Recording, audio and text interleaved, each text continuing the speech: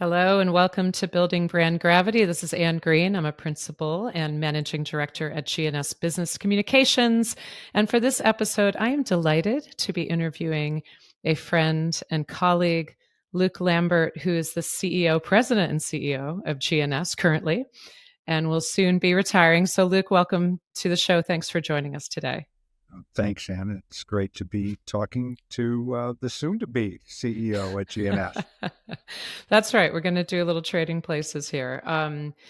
We knew this year was going to go fast and it's coming upon us. So it just seemed like a wonderful opportunity to get a chance to reflect on your years in the industry, not just at GNS, but as a leader within marketing communications as a whole. So I guess the one thing I'd start with is where I start with a lot of interviewees, which is tell us about the years that you've been president and CEO at GNS. How long has it been now that you've been in the CEO role in particular? I've been in the CEO role 11 years now, and at GNS for 27.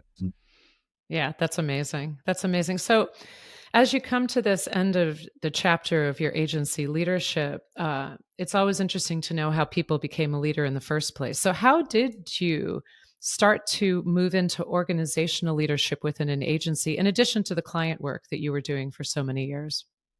Yeah, great question. I think it all started, I was just really in a fortunate position to realize and experience leadership responsibilities early in my career.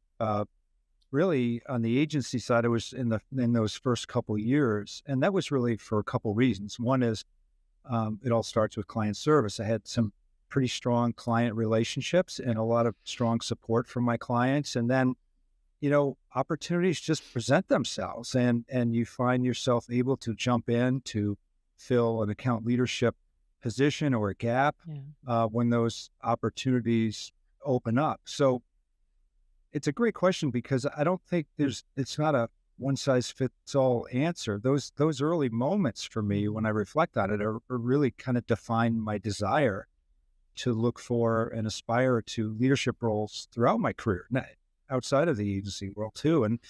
And I think I could ask you the same question. I don't think you or I had a roadmap on how to become a president or a CEO of an organization. I just think it happens naturally over time, over a long time, with really strong, internal support and external support. It could be your peers, colleagues, your clients, people who encourage you, show trust in you and count on you. And I think that's when leadership's for you, and that's where a lot of confidence is gained, I think.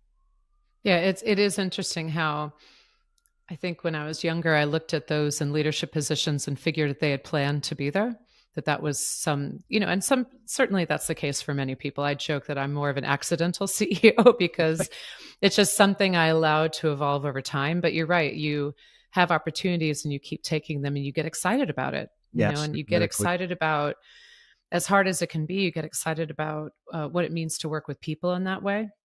Um, I think what's funny is when you start to do something, right, you don't have the benefit of hindsight, which you have later.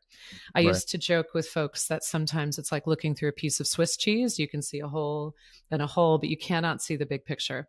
So if you think about that stage of your life when you were starting to take on more organizational leadership, wherever in your trajectory you want to reflect on, what do you know now that you wish you had understood better earlier?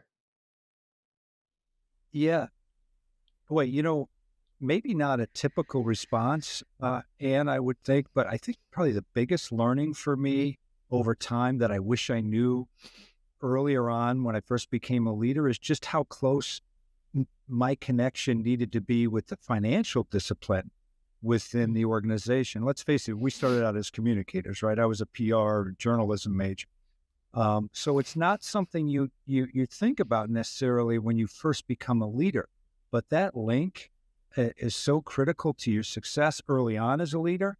But of course, it naturally increases quite a bit in importance over time. And I know you feel the same way, and I have just been so fortunate to have been aligned with wonderful CFOs and CEOs who provide me with data and trends and counsel. And I think more important than all of that, honestly, is just perspective to critical decision making. So um, I know you probably feel the same way, and I think we're working harder than ever to help young leaders understand the business. We call it the business of G&S. Yeah, there's so many things you bring to mind. I know over the years I've worked with many growing leaders and those who came out more of a humanities or communications or marketing track. There's sometimes a self narrative that comes out that can be quite defeating, which is, well, we don't do math, we don't know the finances. And it's kind of like, well, you're leading a very large account, therefore you do math and you will do math. And it was almost more of a, let's step back and understand the story we're telling about ourselves to ourselves, and that we have to own our expertise more. We don't have to come up having a CPA, like our colleague, our CFO, Seth, or others, but we have to own that. And I remember my father very early in my career encouraging me to take a class with the American Management Association called Finance for Non-Financial Professionals. Now, interestingly, that was so early in my career, it was a little too early. So Right, it was hard for me to absorb all of those right, concepts at that time. But it did give me a foundation. And also, it made me recognize I have a responsibility, like you yeah, said, to really yeah, engage in that and to own it and to say, yes, we don't have to be, as a yeah. CEO, as a president, you don't have to be everything to all people, The right? leadership's a team sport, and you learn that Yeah, it early. sure. Yeah, yeah, It sure is. I mean, talking about a team sport, this is a really complex industry. There's so many pieces that are both unique and challenging, but also important in terms of that agency leadership. For younger, aspiring agency leaders, trying to learn how to run this kind of business or even understand how it operates so they feel more a part of it day to day versus things happening to them, they're more of an agent in it. What are some of those aspects of agency business or running an agency that you think are really important for them to reflect on? yeah. I think most of our aspiring and young leaders are feeling this today. But I know one thing we've all learned is that change in this industry came pretty fast over the past 10 Yeah. years. I'm not making it sound like it was just in the past year. No, this has been happening for a while. But in the whole tenure of this industry, that's pretty quick pace when you look at the full Mhm. integration, in our industry beyond PR to include everything that we're living today: data, analytics, digital marketing, creative media. And then, and way better than me, because I've seen you tackle this topic, AI. What are the opportunities, short-term opportunities? What are the long-term implications of AI? And all those things, managing that change at the speed at which we're doing it is complicated. So I think to your question, what's my takeaway for aspiring leaders? I think we have a lot of leaders that are forward looking, and that's wonderful. But I think forward looking leaders also really need to understand it. And I can say this based on my own experience, my own risks and mistakes made, is to, yes, plan and build for the future. It's critical, but never lose sight of what your clients want from you today. So if you swing too far in one direction in this business, it can be really easy to lose focus on what's our number one priority in the agency world. It's clients. So you can lose focus on servicing their needs. It's important to do both: service the needs and innovate at the same time. Really. Yeah, it's such an interesting dynamic tension. We've been talking about it here, even from a business perspective. You need to keep investing in innovation, but you also need to be minding the bottom line. And I think that there's an analog to what you said there, which is you need to push forward and keep bringing fresh ideas and fresh thinking and say, this is where the ball could go or the puck in the old, adage. But also be really mindful of the bottom line for clients today. And I think that inside the agency and outside the agency, we have to be thinking that way. I mean, speaking of change, right? You're right. You're completely right. I joke, with some longtime colleagues and leaders throughout the industry that's like, is this the craziest time to run an agency? Or was it, Yeah.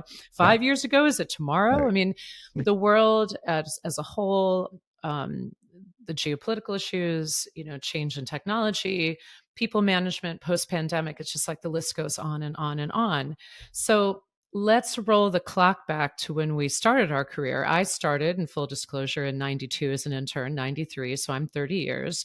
I'd Yeah. love to hear first, before we talk about notable changes, like situate us in like when you started working in comms. You came out of college. What year was it? Where were you working?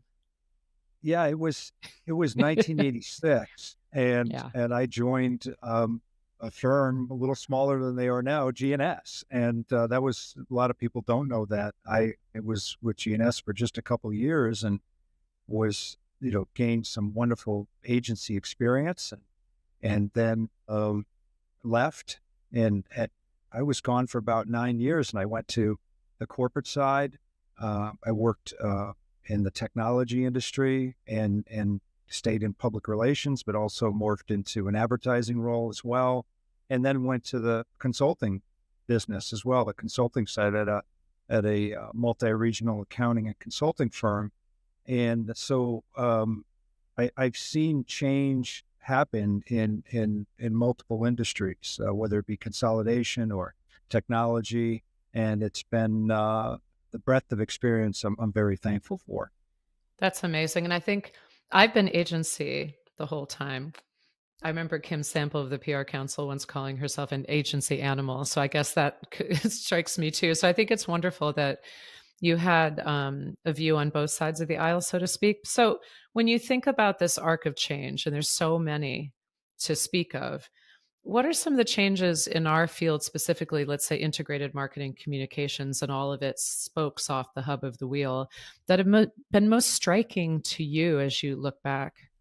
Yeah, that you hit on some of it, and it's the whole enchilada, I think. And because I'm going to repeat a little bit what you just said, it's that pace of change. Mm. When you look at the impact of technology, data, and innovation in our industry, um, that's been incredible to watch. But in recent years, as you mentioned, there's, whether it be larger environmental, social, geopolitical trends around the world.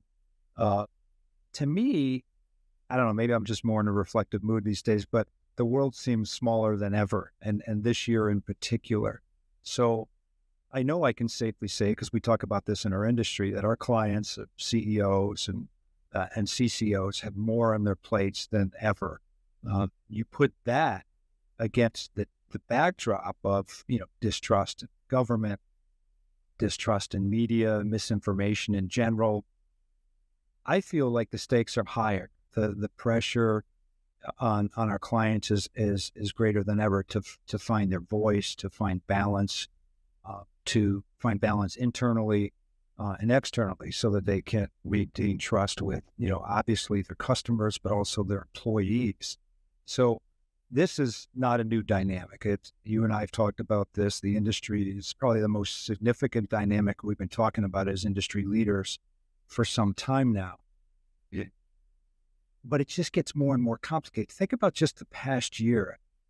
Now businesses, have to face criticism. They're on the receiving end of it from our own political parties, both on the right and the left. Just in case we needed more pressure as business leaders. It's pretty fascinating. Yeah, it is. And it does feel there's always been volatility, uncertainty. I joke that sometimes professional service is a little bit like whack-a-mole, because it's very few times that the moles are all under, they're popping up, popping up. You don't have stasis very often. But for our clients and well as ourselves, there do seem to be a broader portfolio of things that can pop up out of the blue and really change the game in many ways, and force you to truly reevaluate and make some hard pivots, or make our clients make some hard pivots. So I would agree with you. It's hard, again, without distance, to look back and say, yes, that is different, but it does feel more intense, and it does feel like every day, who knows what may come, be ready. And that resilience is critical. It is. On the other side of the coin, over the arc of both of our careers, I know there's things that feel very similar, that there's a consistent thread from the beginning to now. What are some of those threads for you, that as much as our industry and the business world and the world have changed, things that feel very consistent to you in what we do? Yeah, something else I've been reflecting on a lot. I was in Chicago last week and asked this question, and it's really an easier question, I think, in that that's client service. The client service business itself, the formula for success, I think, is remarkably similar from when I started in 1986. It's so simple that I don't even think we talk about it very often, and that's just to build trust with your employees and build trust with your clients, and then and deliver results and deliver value, add value as a strategic partner. That always has been, and I think always will be the key to lasting success. So now, getting there today because of everything we've talked about is more complicated. But that's not really a complaint because when you step back and look at this honestly, we should be pretty happy that today compared to 1986, look at the huge arsenal of integrated and digital marketing tools at our disposal so that we can deliver, way more targeted, efficient, effective campaigns than ever before. I think you'd agree. Oh, 100%. And And that question of what is client service excellence? How do we yeah, manifest it today? And, that excellence, it's really the experience we're creating for everyone, not just our clients, but our people, for anyone who visits us, how we bring our very best work, how we push ourselves. Part of that is how we cultivate longtime team members and all their knowledge, but also welcoming new folks and their energy. And it's that beautiful cycle, that four it is. generations in our Yeah, agency workforce right now, which is pretty amazing. right. And that's actually a good pivot, the idea of trust and how that's the foundation of everything, to that question of our most precious asset, which is our own people and the culture that we build around them. I think that is, we would all agree, the heart of any entity like ours, of Right. our world is the culture and the people who come together. So, culture is one of those big terms often said but often not well defined. People talk about it as if they know what they're talking about. And, sometimes I say, what is a good culture? Everything all at once, like the movie. But to you, if you think about the component parts of culture at an agency like G&S that really cares about our people, not to say others don't, but who we really care and want each day to ask ourselves, how can we be the best we can be for our clients and our people? What are some of the component parts of culture for you? Hmm, great question. I I think first I'd say our mid-size as an agency has always been an advantage, frankly, in building caring and collaborative culture. It's meant so much to me. I know how much it means to you. You live and breathe it every day. But the key components, good point. I think it starts with um, important values like building trust for us, embracing inclusion, winning together, having fun while you're doing all that. Uh, that that is what creates a culture, and I think that has helped define our culture. And it over the past 6 months since I've announced my departure, I've been really fortunate to hear from uh, former colleagues, existing colleagues about our caring culture and how much it's had an impact on current employees, but more importantly, former colleagues who have gone on to other careers and leadership positions, and they remark how much that's had our culture has had a lasting impact on them. So I think it's really important to pay attention to culture shifts, it changes. It's not something you can just say our culture is caring. It's something that you need to have checks and balances on really an annual basis. And you've opened my eyes to that. And you and our chief people officer, K3, what's more than others in terms of just how important it is. You can build a culture over time, but you can hurt it in a short period of time if you don't pay attention to it. Yeah, it's such a good point. This question of trust again, maybe there's financial analogy of putting money in the bank and you incrementally save and you build up that equity and capital. I mean, we often talk about brand equity. This is a common metaphor in this area. Trust is a currency. I think these are very apt metaphors, but you can cash it out real fast, you know, and it's an interesting thing too, because I think this is beyond our industry, just to this issue of management and employees, or management versus employees, which is often, it seems like it's pitted against each other. But, you know, I think those of us in organizational leadership, it just has to be table stakes that that many employees look at management as trust but verify.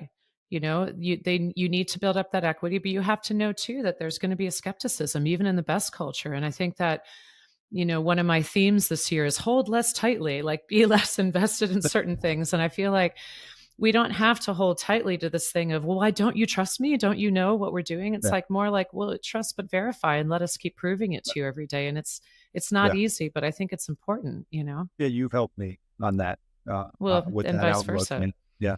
Vice versa. Yeah, I mean, Mhm. this is something really remarkable about when someone reaches a milestone where they're going to retire or change, turn a page. That's where you really start to feel the energy that they've built up around them over the years. And, you know, I won't embarrass you too much. I'll go on to other questions, but the kind of energy and warmth around your leadership, there's that old saying of people forget what you say and what you do, but they don't forget how you made them feel. And that's, I think that's a very apt quote with you, Luke, because one of the things that can be so hard with leaders is feeling like you're distant from them or you can't connect with them. And you really, I think, made the culture here the fact that all of our leaders are here to be connected with. You know, is that important to you personally, to be open and approachable and to have people to be able to interact with you just as a person? Oh, it is 100%. It's just, but it's part of who I am. It's just connecting with people on an individual level, and uh, showing them you care, showing them you're in the trenches with them, because we all have been through many moments over the course of our career where you are in the trenches, and it's all hands on deck. And I think that that attitude um, should be applied throughout your entire career.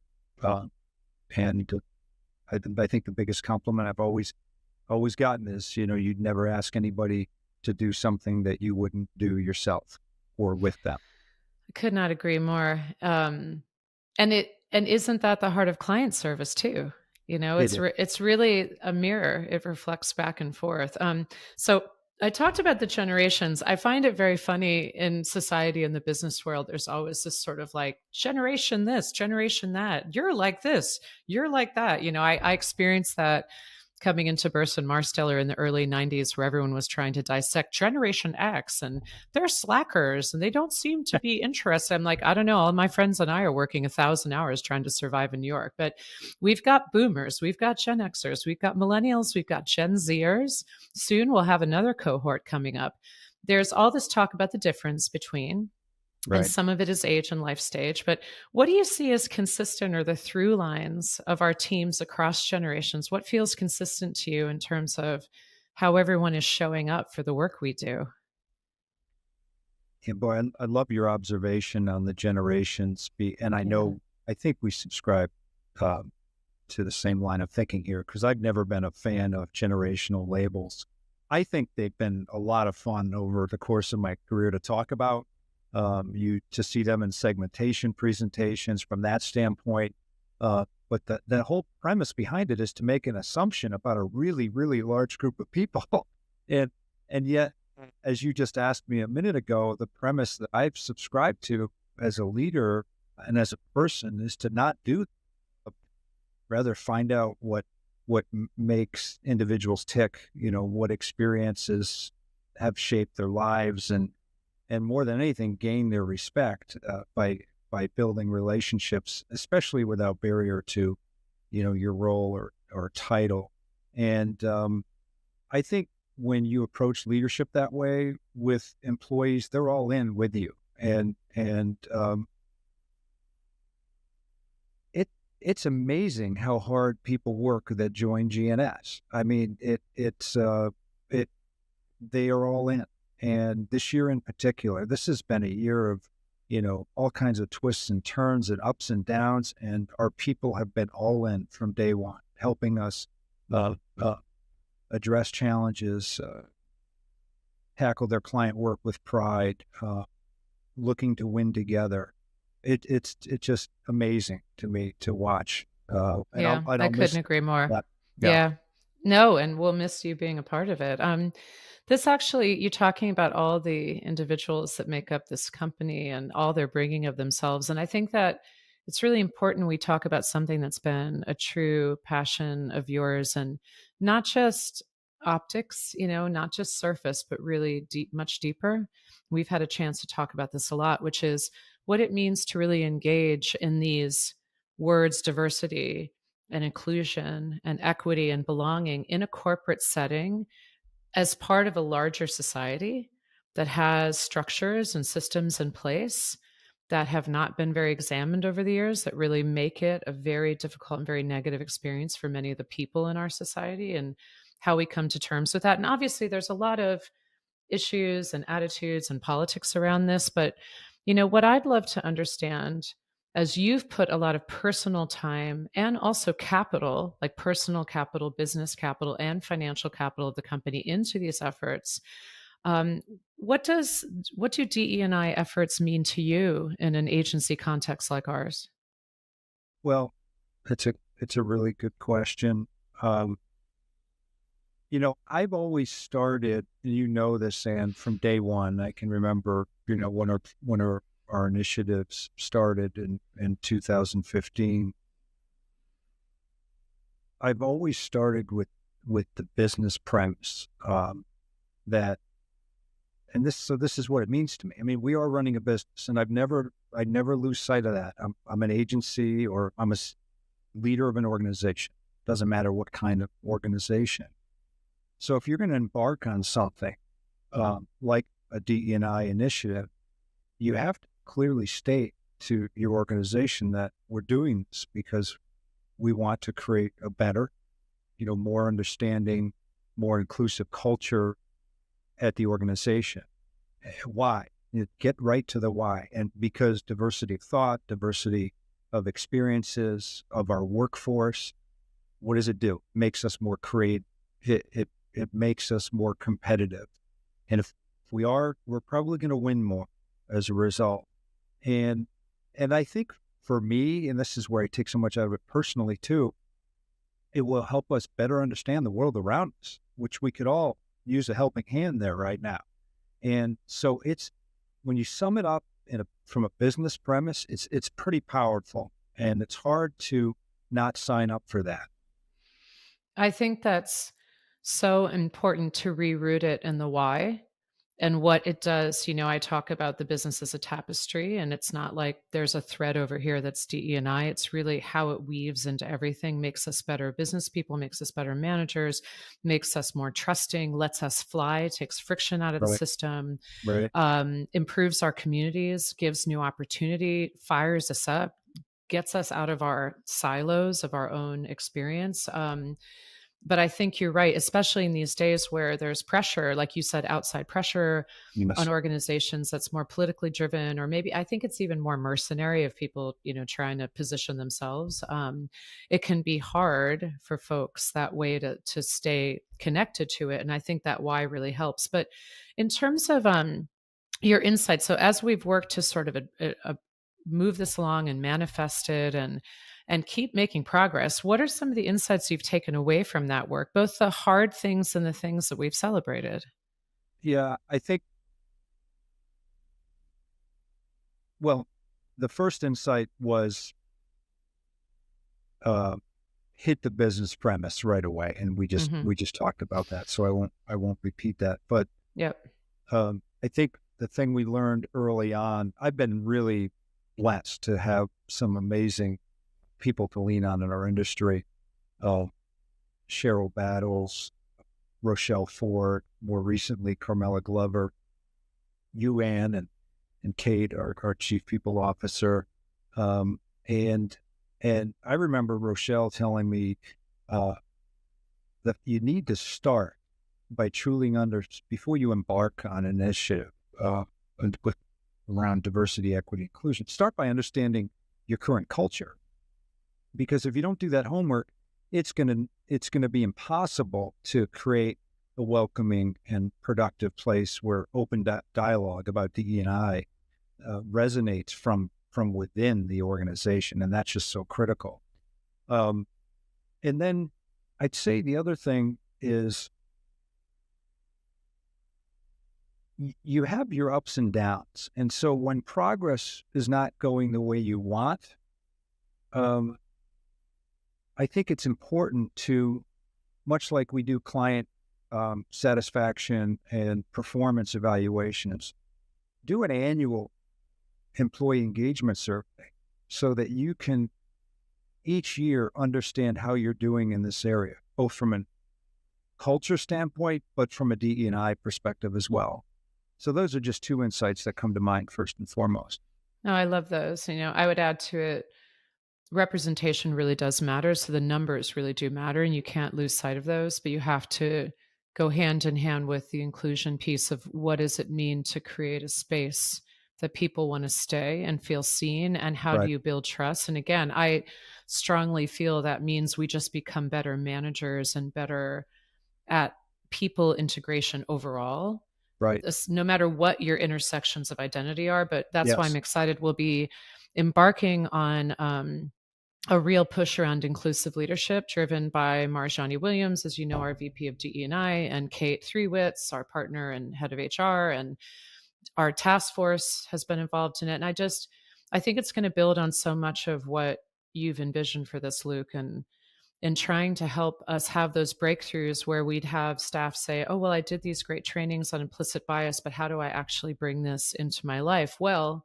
inclusive leadership, I think that this program is going to help. So we will keep you informed as Yeah, and as the I years can't go wait. on. I can't wait, Ann, and kudos to you. And I think about when we started this effort in 2015, and we made some headway, and I was so proud of that. And then was really learned early on that that's low hanging fruit. But today, Yeah. as I leave the organization, we're in such a fortunate position, with a 7-pillar agency task force. We're so much more engaged across the organization, and that is what matters. That's what really counts. Yeah. And I think it's the best practices that you're putting into place, new innovation that you're putting into place. Um, I think because of that engagement, stalling that happens, and we hear a lot about, or I despise the word fatigue, Yeah. just Yeah. can't happen. And the beauty of the program that we've developed and that you drive is that if you fall short on a metric, there's other metrics you can celebrate.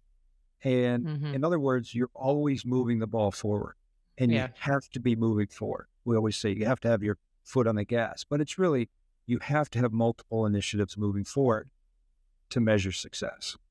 No, I so agree. And you can't be disheartened, but you have to hold yourself accountable and say, Right. okay, so what do we do here?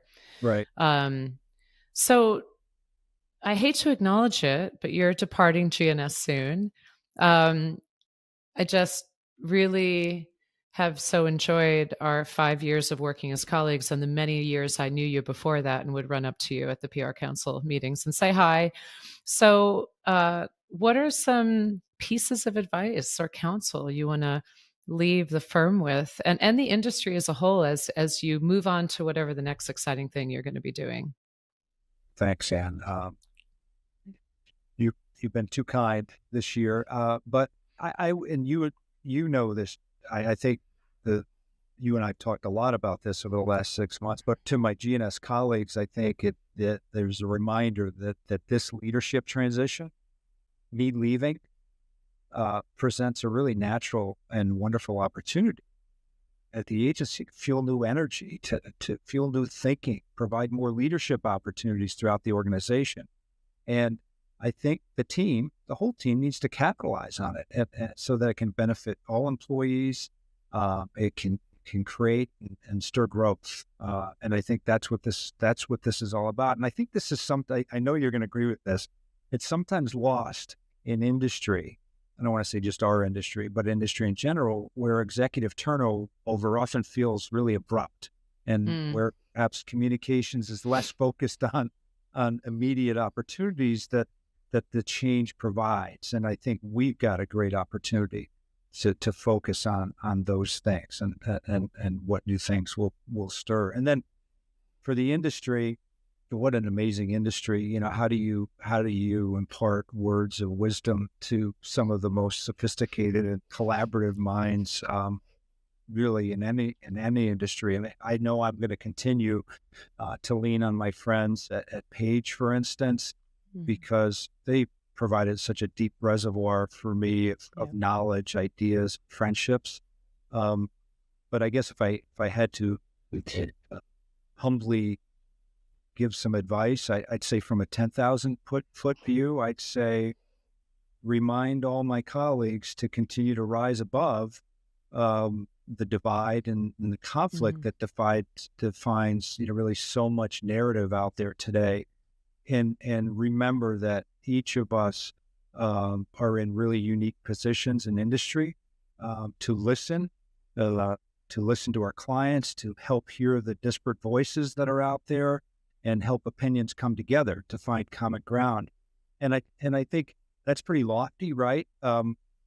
But I don't think we should underestimate the power of that. Uh, and and just yesterday, I saw something, a colleague and I've known for many years, Bob Feldman, and because it seems like such a tall order what I just said, right? But I think about the effort that he's undertaking right now, which he's called the Dialogue Project, which is pretty simple purpose is to explore what role business can play to reduce polarization in our country today. And Bob says this, and I know we all agree that today this is a pretty acute issue, and that where every issue that arises in the news becomes a third rail issue, and that doesn't always have to be the case, but that's where we are today. And I didn't know this. I'm probably a little behind the ball on this one, but he's taken the dialogue project to the Fuqua School of Business at Duke, and where business students, future business leaders are going to have the opportunity to discuss diverse viewpoints, business issues. And so they learn to be able to have dialogue where divide doesn't have to turn into third rail issues. And I think that just underscores what I'm talking about how much promise there is in our industry and what our leaders can do. That's amazing, and I couldn't agree more. I'd posted on LinkedIn yesterday about another agency leader who had just wanted to send me a book, like an inspirational thing that she felt I would enjoy, and I was just reflecting on the generosity of leaders in our sector, and not just agency folks, but also the corporate side too. But you certainly exemplify that generosity of leadership, Luke, especially this whole year where you and I have kind of been doing the seesaw, as you get ready to retire. So I just want to thank you, and thank you for taking the time to talk to me today. I hope folks inside our agency and outside our agency find it interesting, and I will certainly be staying in touch with you over time. I look forward to it. Thanks, Ann, and I'm glad we got to do this. All right. Thank you, Luke. Thank you.